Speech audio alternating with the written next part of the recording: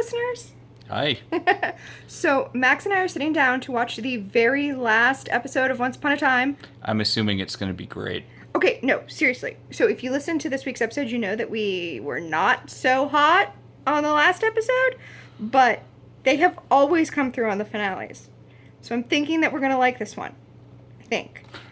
Okay, normally after we watch an episode, we let it percolate for a little bit before we record, and obviously we're still going to do that, but I thought we should, since this is the last episode of Once Upon a Time that we'll ever watch, except maybe Once Upon a Time in Wonderland, I thought we should do an immediate reaction video, so that's what we're going to do. All right. All right, let's watch this thing. So, What do you think? why wasn't that the whole last season? That would have been a good setup. Also, I was just going to say, the last scene was great.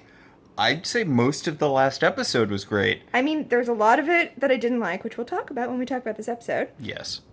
But, no, I mean... They pulled it off. They pulled off the landing, and they did it by basically referencing nothing that happened the whole postscript season. I mean, one of the problems is that most of the stuff that was good from this episode involved dealing with Storybrooke, and we weren't in Storybrooke anymore because no one wanted to come back. Most of the stuff that was good in this episode was dealing with the fallout from creating the Wish Realm.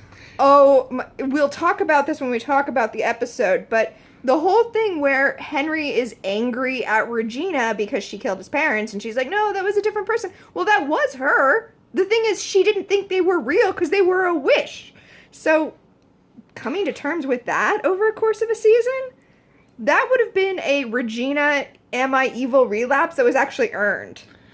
I mean, there was literally enough material in the last episode to fill up a whole season that would have been good. I mean, they would have had to have Jared Gilmore, and that gets tricky because they didn't have him this season. Yeah. But I mean, they could have just had him be adult Henry. yeah, I guess they could have. So, the last scene was great. I'd say the last episode was a really, really solid landing. I really enjoyed it. I think they pulled off. I was not expecting them to be able to give us a satisfying ending, especially after the second to last episode. I am satisfied with that ending. It's true. Everything that came before it is this season is not so satisfying. But yes, satisfying ending.